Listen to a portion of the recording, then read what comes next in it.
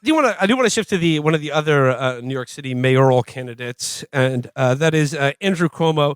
And this is a story back from 2021 that was caught my attention again this week, and it relates to a book written by one of his former press secretaries, and she wrote a book called Penis Politics. This is by an ex-aide to Andrew Cuomo, Karen Hinton.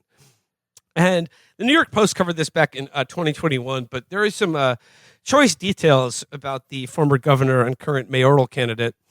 It says here, Hinton, who has previously accused an aroused Cuomo of inappropriately hugging her in a hotel room, said the ex-governor had no problem joking about AIDS when laughing over the infamous cigar incident between President Bill Clinton and White House intern Monica Lewinsky in 1998.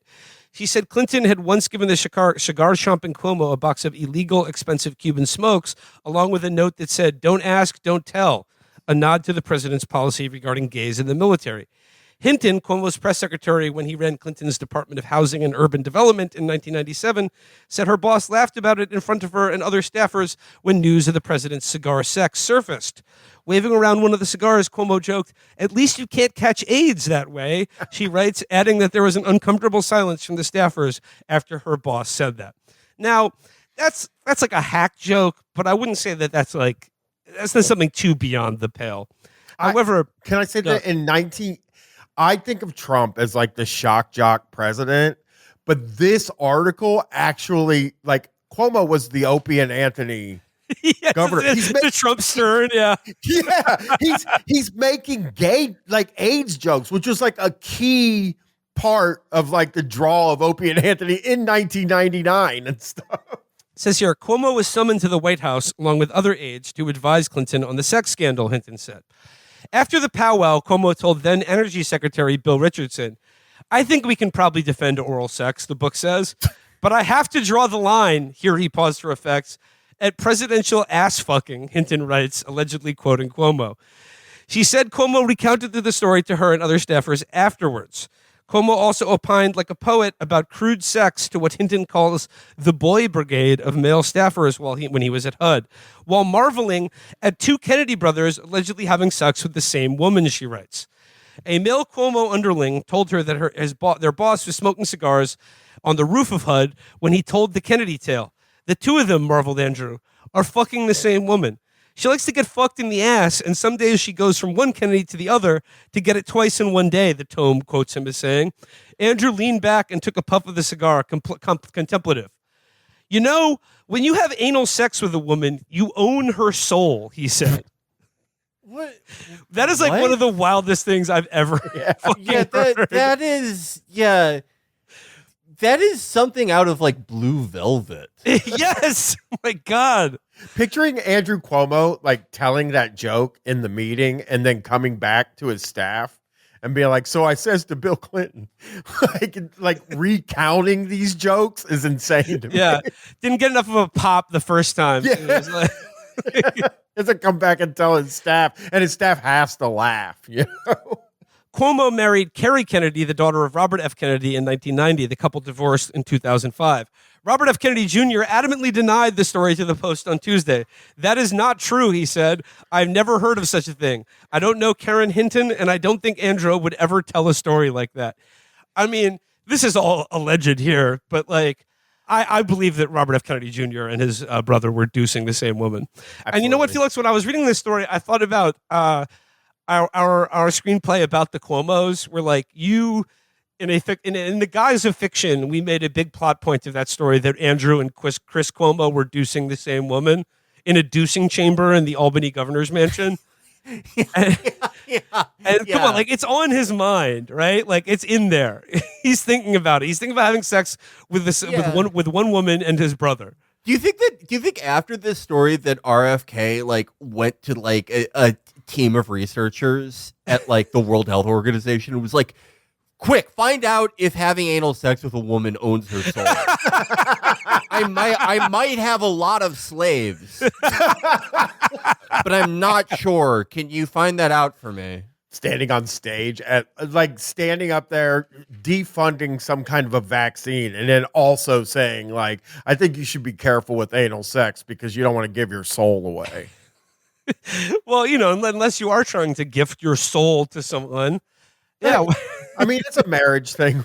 Yeah. Let your spouse own your soul. But no, I definitely believe that. I think probably every generation of Kennedy's deuces. Yeah. Yes. I think what whose kid is Jack Schlossberg? I think that is JFK Jr.'s kid. Oh yeah, he's probably in charge of all the deucing then.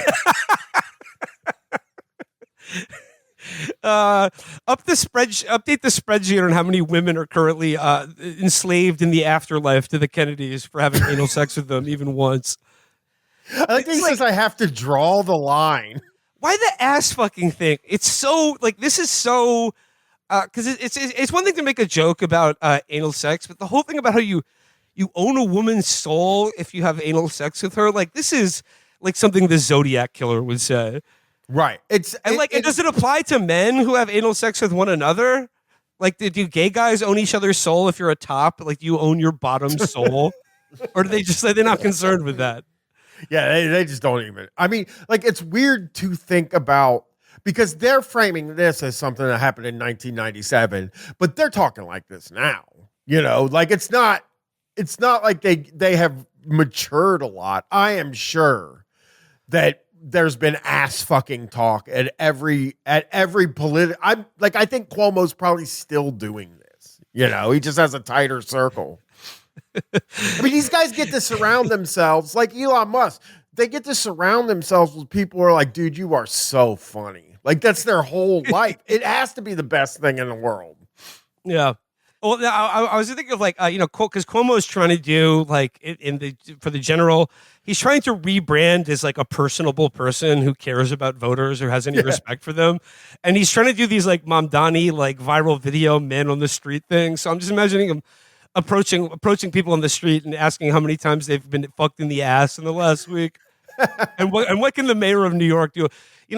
The mayor of New York, we're gonna appoint an ass fucking czar to sort of liberate the people currently enslaved by bottoming for their partner, and we're gonna move them into sort of a system of indentured servitude caused by ass fucking. We're gonna give them a stipend from the government. Zoran he grew up with a silver spoon, and he inherited all the women that his grandfather fucked in the ass when he turned 20.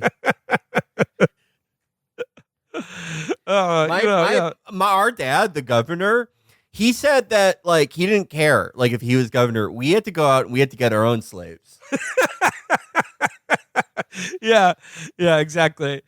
Zoran's parent, every hole Zoran's ever plugged, his parents got him for him. Whereas Chris and Andrew, they were grinding every day out there every day. You know how it goes on with that culture. It was all arranged anal slave taking. They're just gonna have a race. I went up the old-fashioned way. I would go out into a disco every night with my brother Chris. We would do any number of young ladies who went to Fordham, and there are slaves now. That's how they're gonna win with women in the general election. I understand he's running behind in the polls right now, and but he's still. He's second to Zoran. I mean, Zoran's leading by double digits, but Cuomo's still in the race. And I think there's a good chance that like 95% of the people that are going to vote for him in the primary have been ass fucked by him at one time and are doing it as terms of their enslavement. So I think Cuomo's really got to hit the streets and he's got to start filling some assholes. He's got to close that gap, fill that gap, if you will. This is what any political expert will tell you about a general election campaign in New York. It's all about who can mobilize the most slaves. You have to kind of, if people remember the scene where Aragorn from Lord of the Rings, where he gets all those guys that his dad fucked, who are ghosts now, to help them, that's kind of what he's got to do. I am Isildur. Fight for me, and I will hold your oaths fulfilled. Zoran and like the new millennial DSA contingent, they're wasting their time eating pussy. You're not going to enslave anyone that way. No woman has ever been enslaved by getting her pussy eaten out. It's It's only ass eating, though. You know, like nope. that's That gotta doesn't be count. something. That doesn't count. Doesn't I guess count. the ass eater. I guess if you Yeah, the eat ass eater is being their enslaved. own- Yeah. yeah, you're their slave. Don't get Yeah. around the ass. It's a definitely a portal to slavery. Yeah, that is the road to serfdom. Oh my god. What a fucking creep. And it's like I don't know. I mean, it's just like it speaks to the way that these guys think about sex, which is like I guess it's a cliche, but I don't think they're actually getting off on the sex part of it. I think they just get off on like degrading and having power over a woman, and they think like fucking someone in the ass is like the most degrading or dominant way that you can like penetrate someone else's body. So they're like, "Yep, that's the top. That's my favorite hole because I own the person after I nut." Yeah, it's also, I mean, it's kind of a similar thing to Trump, where it's like they're not excited over just having sex in and of itself. It's just, oh, I can't wait to tell everyone who works for me about this. Yes. Yeah. Yes. Absolutely. Yeah, You that's can exactly. tell. Well, let me ask you this: do you think Trump has ever had anal sex with anyone? No. That's a good question. Yeah, I would say no. I would say yes at least once. I think By accident. yeah. Yeah, Possibly. he missed. Yeah. I mean, I think he would try it like once probably during the early 80s, just because he heard that it was incredibly painful. And He heard Roy Cohn talking about it. Yeah. Yeah, I wonder if we could find. I think there is a good chance, for Trump, above any other president, to find out if he's ever claimed to have anal sex, because he went on all those fucking radio shows. Yeah. No Howard Stern asked him if he had anal sex.